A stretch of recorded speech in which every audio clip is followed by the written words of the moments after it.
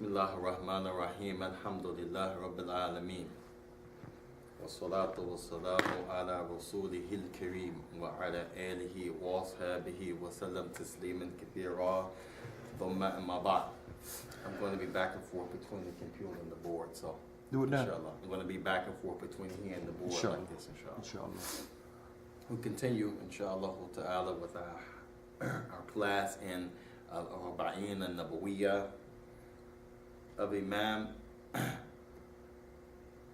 Zakaria وهو Yahya ibn Sharif al-Nabawi rahimahullah ta'ala, and that is Abu Zakaria Yahya ibn Sharif al-Nawawi. And we had mentioned last week that we started with the first hadith, إِنَّمَا أَعْمَالُ بِالنِّيَّاتِ. إِنَّمَا أَعْمَالُ بِالنِّيَّاتِ, they usually translate this as indeed actions or by intention. So today we want to pick off where we left off from the last point in our class. I'm going to read some of the explanation of Imam Ibn Daqiq al-Eid, which explains the hadith that Imam al-Nawawi collected, and then I'm going to write on the board notes, inshallah ta'ala. The hadith that we took last time, we said it's the hadith of Umar ibn al-Khattab. Umar ibn al-Khattab. And in the hadith they said his name was Abi. Who could tell me his nickname or his kunya? Abi what? Was it Abi Abdullah? Was it Abi Abdurrahman? Was it Abi Hafs? Or was it Abi Huraira? What was it? Abi Hafs. Abi Hafs. Abi Hafs. I know I had read it. And Abi Hafsa means that Hafsa was the daughter of this individual, and this individual is Umar ibn al-Khattab. So Umar had a daughter named Hafsa, whom he married to the Messenger of Allah sallallahu alaihi wasallam, and this hadith is collected by him, and they call him Abi Hafsa. And this is common in the Muslim world, in the Arab continents, the African continents, some of the Indian continents or Asian continents, if you will. They adopted this practice to use a nickname so-and-so, or Abu so-and-so. And it doesn't necessarily mean that that person has a daughter or a son. As if you say Abdullah, people automatically assume means mother. Abdullah is the son of this lady, so she's Abdullah, meaning this is Abdullah's mother. Or Abdurrahman, Abi, the father, Abdurrahman. But sometimes the Muslims have in history picked these names out of respect and as a tradition, as it shows status, to be called so-and-so or Abu so-and-so. So in this case, it's true that Hafsa is the daughter of this individual, and this individual is Umar ibn al-Khattab, or Abi Hafsa. Now, we also mentioned that Umar, from his characteristics, is that he is for the people to understand who the character is who narrated the hadith, that he's from the 4 leaders after the Prophet died. The first one was Abu Bakr. Umar was the second one after Abu Bakr, and then Uthman was the third, and of course Ali was the fourth, which they have been called Al-Khulafa al-Rashidin, meaning they were rightly guided. This doesn't mean other leaders after them were not rightly guided, but this was a term to show a high level of respect. So this hadith is collected in Bukhari and Muslim, and other than Bukhari and Muslim collected this hadith, where Abi Hafsa, Umar al-Khattab, Amir al-Mu'mineen, the leader of the Muslims during his lifetime, قال سمعت رسول الله صلى الله عليه وسلم يقول إنما أعمال بالنيات وفي رواية بالنيات وفي رواية النية. And we said إنما was translated to show emphasis that everything that's going to take place after this إنما is relative. So when they said innama a'malu, this means all actions, binniya. Or by intentions, or by niyat, if you want to say is correct, or by intentions. And we didn't get to the second part, which people normally talk about, وَإِنَّمَا لِكُلِّ امْرِئٍ مَا نَوَىٰ, and everyone should have what they intend, because the first part is very wide when you talk about the benefits that you can reap. So we continue, inshallah tabarak wa ta'ala, from the hadith, إِنَّمَا أَعْمَالُ بِالنِّيَّاتِ. Imam Ibn Daqiq al-Eid, he mentioned some benefits around this hadith.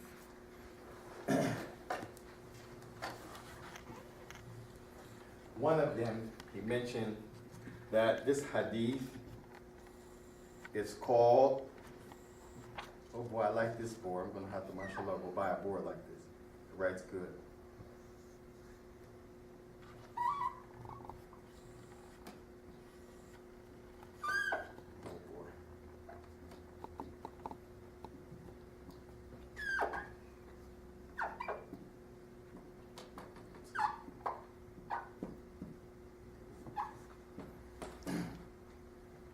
One of the benefits that Ibn Daqiq al-Eid mentioned, as he's explained in this hadith that was collected by Imam al-Nawawi, which originally comes out of Bukhari and Muslim and other than them, إِنَّمَا أَعْمَالُ بِالنِّيَّةِ, or you could say niyat. Niyya, singular, or niyat, plural. This particular hadith, Ibn Daqiq al-Eid, he said, umdatu. Umda means like foundations, if you will. Like we said, Islam is built upon something. So umda here means when you have a building and you have pillars, for example, something that holds something up. So here in Daqiq al-Eid, he's saying that this hadith, إِنَّمَا أَعْمَالُ, actions or by intentions, he says that this hadith is considered umdat-ad-din, from the things that the religion is based upon. And umda here shows foundation, or we can say pillar.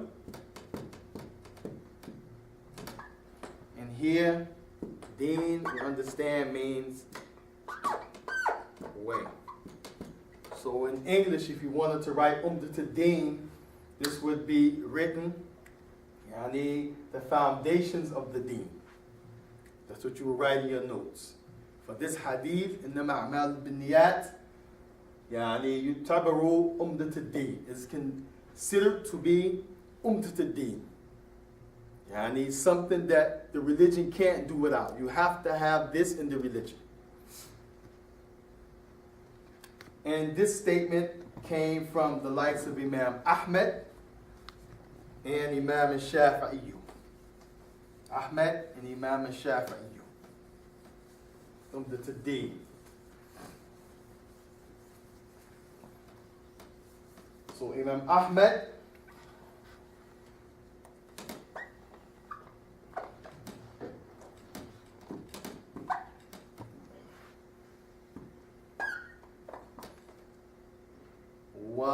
والشافعي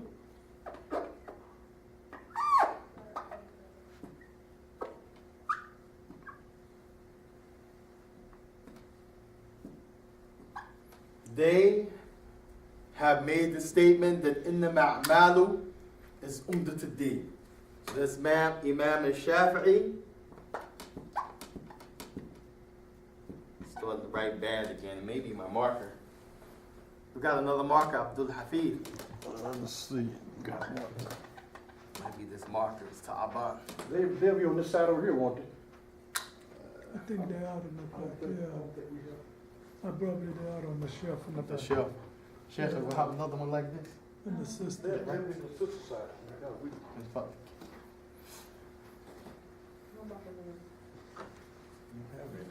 They used to be on the thing, on the shelf in the back. Back there, yeah, they'll be on that side. No, I only have this one. The ones in the car, they are the permanent. They're going to mess the board up. Need the one like this. Tayyib. So, Imam Ahmed and Imam al-Shafi'i, two of the four well-known imams, it said, إِنَّمَا أَعْمَالُ بِالنِّيَّاتِ عُمْدَةُ الدِّينِ. Meaning that which is related to the actions of the deen directly have to have a niyyah.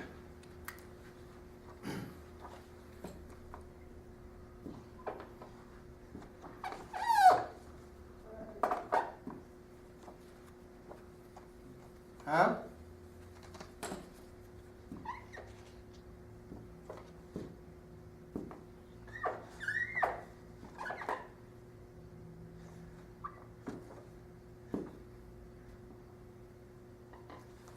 Innama,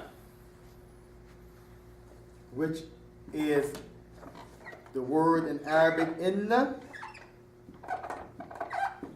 which is for emphasis, and then you have ma, which means alladhi, that which is. Oh, this is hard. Let me go right. Yeah, we. Yeah, right. Astaghfirullah. So here in the ma, which they loosely translate as verily, and here this ma, as they say, يعني يفيد العموم, is general. So if you add inna, which is for emphasis, and then ma, then this seems to mean everything. Ahmal bin niyat, of actions is by intention, meaning you have to have a aim or a goal prior to doing it. And this is why they translate it loosely as verily all actions or by intention. Because innama is inna, which is tawkeedin, it's for emphasis in Arabic, to make sure you understand absolutely this is the case. And then you have ma, in the Arabic language, ism mawsula, which is a technical term. You'll learn as we go on with Arabic, as we started the Arabic class here. Generally, it means alladhi, like you say in English, that which is. And you use it general. You can talk about a book, a sandwich, a computer, a chair, with the term that which is. It's general. You can talk about a human being, that which is, his character, or so forth. So, innama, here is inna, alif, with the kasra, noon, with the shadda and the fatha, and then ma, equals innama. And when you put those two together, this ma means whatever you want to talk about. And innama is to emphasize, so innama together means verily everything, and then to back it up, a'mal bin niyat is an action with intention. Meaning that you have to have intentions for every action.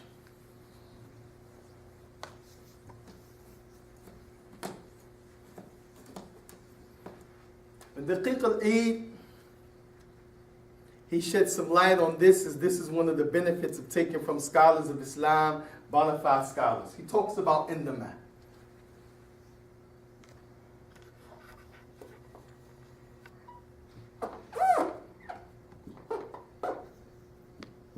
He says, innama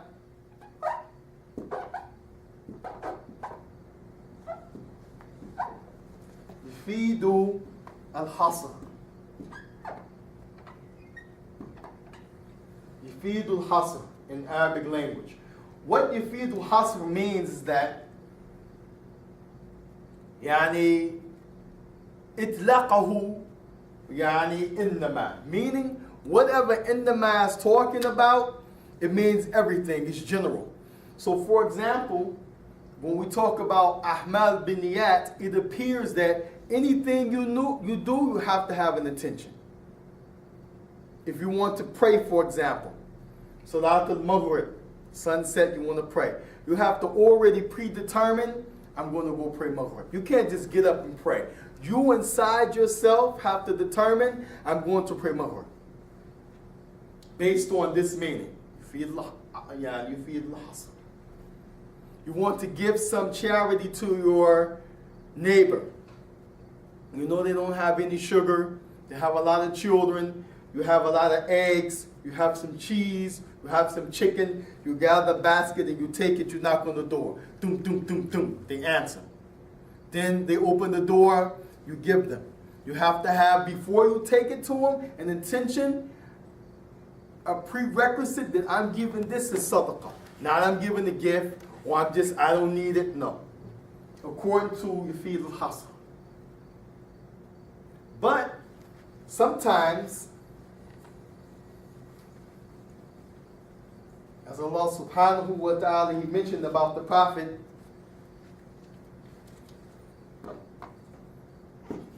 إنما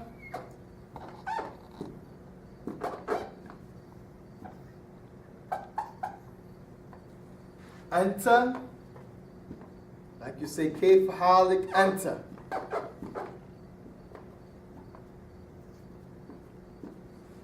منذر.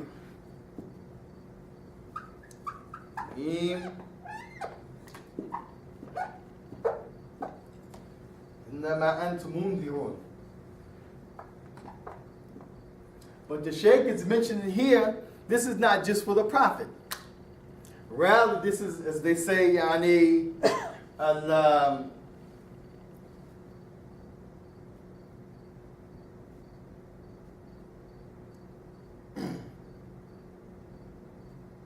مخصوص له. لا, this is not just for the Prophet.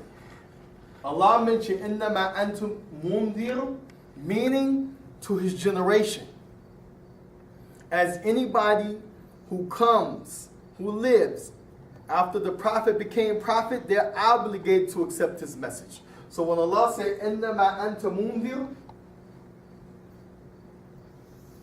as they say, Quran, yani, this is like from the word Quran, generation, meaning he's for the people. But this doesn't mean he's the only one that can warn people.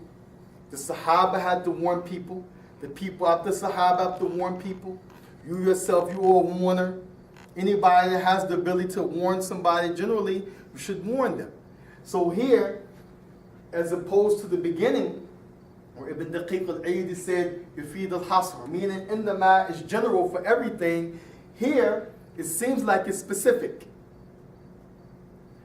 And it is specific to the Prophet, but at the same time, it takes the first meaning that is general. It's not restricted to the Prophet.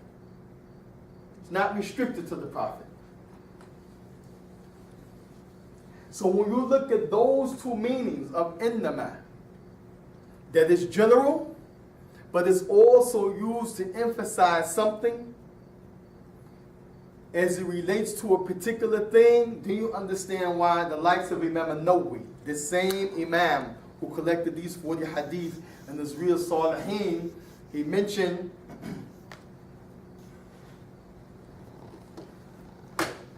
that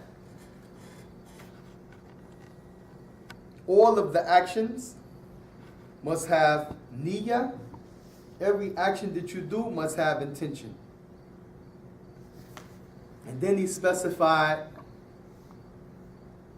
shar'an, those actions that are legislated in the religion. As he says in chapter 1 of Riyadh al-Salihin. And this book, Gardens of the Righteous, is on the shelf in English and Arabic. Many people have them in their homes. You can look online. He says, Bab Ikhlas wal Ihdar al-Niyya, the chapter of sincerity and the presence of that which is an intention, a niyyah, fi jamil a'mal wal aqwal badiratun wa khafiyatun. Here, he takes the general meaning and he puts it in the category of the chapter of being sincere. Being sincere, like what's in Surah Al-Ikhlas. This means that when you worship Allah, when you accept Islam, you do it because Islam is the truth. Not like some people have done Jahiliyyah style because she likes the guy, so she's going to become Muslim, and then maybe they shack up for a while, and then they marry. But if something happens, he goes his way, she goes her way, then she no more Islam. La. or like many of the people have done, they accepted Islam because the forefathers, and it's an embarrassment, not to be Muslim. But if Allah subhanahu wa ta'ala gave them the choice to go astray or to keep Islam, they will go astray. No. Ikhlas means you accept Islam sincerely because it's the truth, only for Allah. What ihdar niyya, this means that the person, he or she has what they call qasd. They have an aim, they have a goal. And then the Shaykh, he says, fi jamil a'mal wal aqwal. In every statement and action, badiratun wal khafiyatun. What does this mean? It seems again, he's saying, normally what we see in English, normally what Ibn Daqiq al-Eid said in the beginning, innama yufid al-hasr. That means every single thing you have to have a niyyah. But Imam An-Nawawi is going to explain different in Riyadh al-Salihin. So you have Jamil A'mal.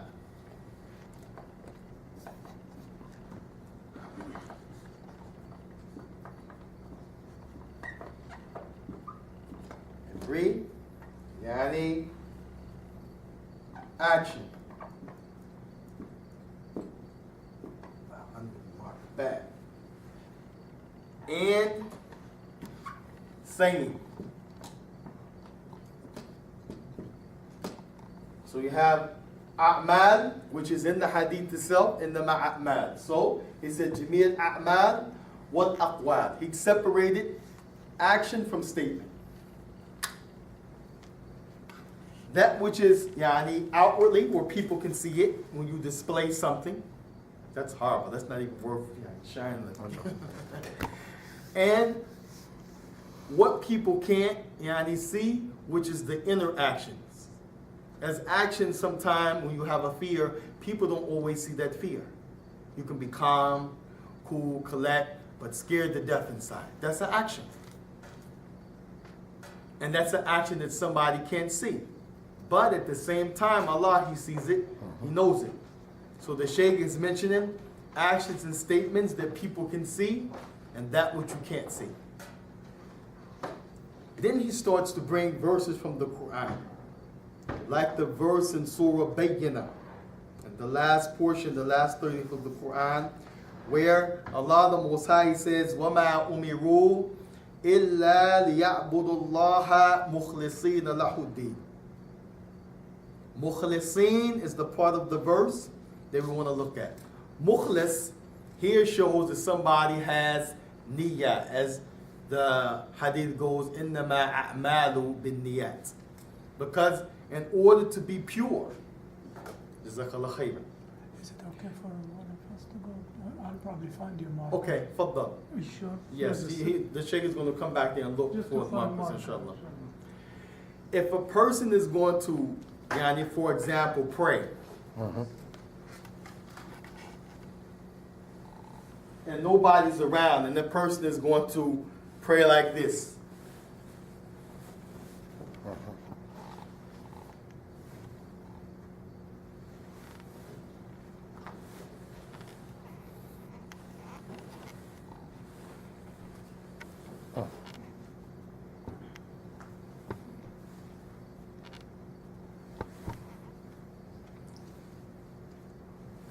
If nobody's around and that person prays like this, whether it be male or female, and then if people are around, she or he is in a public gathering, he or she is in the masjid, and she's praying like this, meaning taking her time, saying her words, seemingly calm inside, not moving around,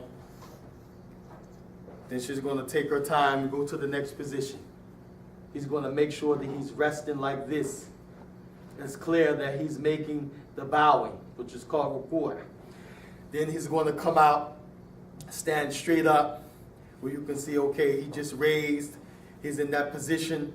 Then she's going to go down like this, stay down in sujood, prostrate for a while. She's making dua. Know for surety that salah, when that person was alone, may be void of what's called ikhlas. Because if you're praying for Allah, your prayer is going to be the same. If you're praying in front of people and you care to make the salat in a fashion where people are not going to question, why is he praying so fast? And somebody might say, why is he praying like that? Somebody might say, she's praying incorrect. But when that person is alone, they go quick, like the Prophet mentioned, Messiah Salah, the man who prayed badly. Then this is the issue of being mukhlis, as in the verse, or not being mukhlis. So here Allah says, وَمَا أُمِرُوا إِلَّا لِيَعْبُدُوا اللَّهَ مُخْلِصِينَ لَهُ الدِّينَ. Allah did not command the people to give all of their wealth. He didn't command the people to use all of their time in worship, to always be at every moment making fast and making salat and not eating and like monk shit. Allah didn't ask the people to do very much. The only thing He asked is that those people worship Allah mukhlisin. Mukhlisin lahu ad-din. So the word mukhlis here is tied to what the hadith mentioned, a niyyah. And when you talk about niyyah, and you look at the hadith and the 40 hadith, and Imam Nawawi brings in the Riyadh al-Salihin, then he has to make this clear, because some people will understand for every single thing you need a niyyah. But he's bringing this point, showing, he said, mukhlisin lahu ad-din. So now it has to be explained, what is deen? What is deen? The Shaykh, he continues,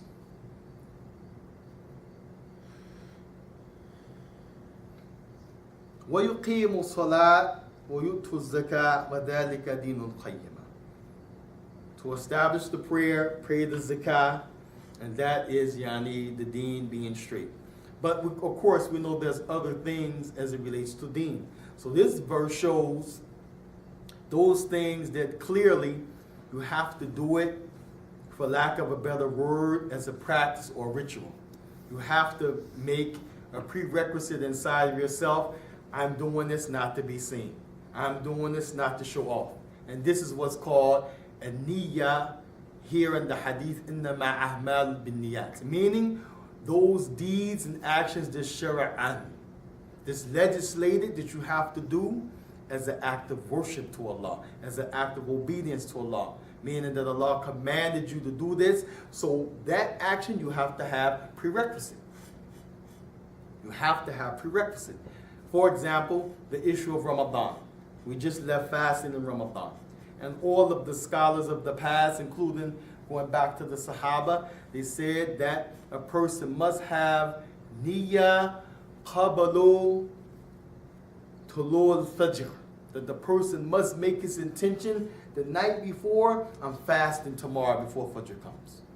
But when you talk about voluntarily fasting, Ithnain, Khamis, which we said, they say Monday and Thursday, the 6 days of Shawwal, which came after Ramadan voluntarily, the day of Arafah, which is the day before the slaughter, on the day of Eid al-Kabir for the Hajj season, which is our next approaching Hajj, inshallah, then you don't need an intention when you talk about some of these issues of fasting. Like the one for Monday and Thursday, a person could wake up, not have anything to eat, and say, okay, I'm going to fast. And we know this from the hadith of Aisha, when he asked her, هل عندك شيئا يا عائشة عندك شيئا, do you have anything, meaning anything in the house to eat? She said, no, we don't have anything to eat. Then the Prophet said, in that case, then I'm going to continue not eating from this point on with the intention to fast. And he had already awakened before the time that we normally would say you have to have an intention for Ramadan. It was the mid of the day. So the point here is that if it's a command from Allah,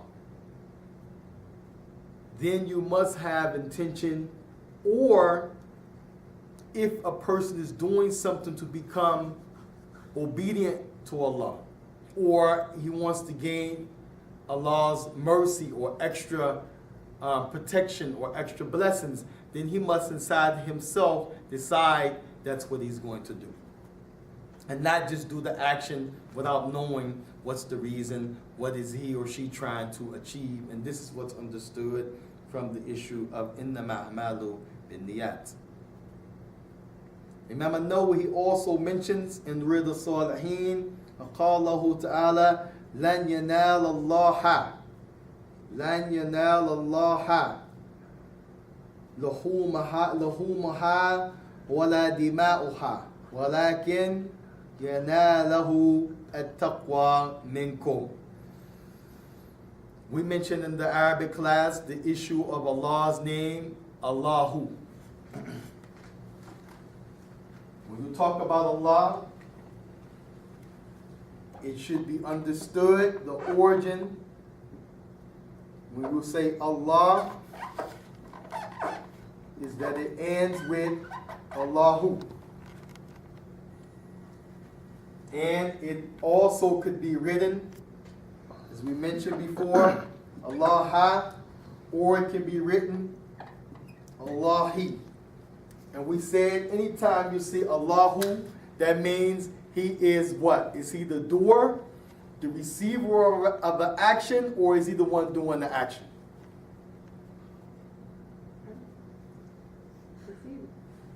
With the Dhamma, he's receiving or he's doing the action? He's doing. Barakallahu fiki. Allah is the fa'il.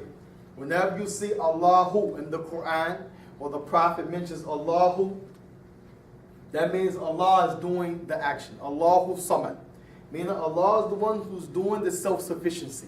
He doesn't need anyone. La yahtaj shay'an. If you say Allahu Ghafur, Allahu is the one, Allah, He's forgiving those things that are many of the shortcomings and sins of the people. If you say Allah, then that means somebody is doing something towards Allah. So here when Imam an-Nawawi quoted the verse, he quoted the verse that says, Lan yanal Allah, showing that something is being done to Allah. What is being done to Allah tabaraka wa ta'ala? Lan yanal Allah, yani the person's meat that they slaughter. The meat doesn't go to Allah, because lan means negation, like laysa and la. If you say la, tell the boy la, tell him don't touch that. It's hot. He's getting ready to touch it, and the mother says, la, Ahmed, la. Tell him don't touch it. Someone say, is your mother Muslim? I say, hiya laysat bi muslimin. She's not Muslim. La, negation. Laysa in Arabic is not yani affirmation. It's negation. Land, likewise, in the Arabic language, a lamb with the noon. Land. This is negation. In the verses, Allah said, Lan yanal Allah. It doesn't reach Allah. Luhumaha wala dima'uha. The slaughter, the meat, Allah doesn't get a portion, like you give it to your neighbors. The blood doesn't reach Allah. Like the Christians say, God is in no need for flesh. But they also mean that in the paradise will be no flesh either, which is a mistake. وَلَكِنْ يَنَالَهُ التَّقْوَى مِنْكُمْ. Well, what reaches Allah subhanahu wa ta'ala? The taqwa, the piety, the obedience from the person that did the slaughtering in the first place. So why is Imam an-Nawawi bringing this issue, this verse? Because he's showing that if it's something that's considered ritual, it's something that's considered ibadah, that Allah loves, or that He orders, or that He's pleased with, then you have to have an intention to do that for Allah. For Allah meaning so that Allah benefits? No. For Allah's reward. They just, as the Arabs speak like this, mahdoof. They leave some words out, but it's understood. They might not write it or say it, but it's a clause. So when we say lillahi, this don't mean like you give this to me and this is for me or this is for the imam. La. Allah doesn't benefit, neither does He need it. You mean li ajrin من الله تبارك وتعالى أو لطاعة الله. For the obedience of Allah subhanahu wa ta'ala you do this, or for the reward. So here Imam An-Nawawi is showing sacrifice along with salat and zakah.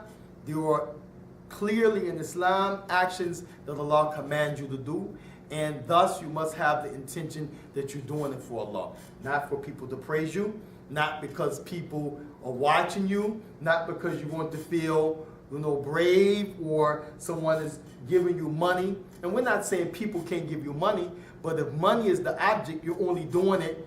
I'll give you $100 if you slaughter on the day of Eid. This is different. That's a service. You're helping somebody. But if you're doing it in order to make the great king of the village revered, or you're doing it to make your sheikh who died like some type of way that he's going to be pleased with you even though he's dead, then this is what's meant by not doing it for Allah. You're doing it to gain some reward from the people. Also, Imam An-Nawawi, he mentioned the statement of Allah subhanahu wa ta'ala, and that verse was in Surah Al-Hajj, verse number 37, about the blood and the meat not reaching Allah, and 37, Hajj. Also, he mentioned the statement of Allah in Surah Al-Imran, قُلْ إِن تُخْفُوا مَا فِي صُدُورِكُمْ أَوْ تُبْدُوهُ يَعْلَمَهُ اللَّهُ. Say to them, O Muhammad,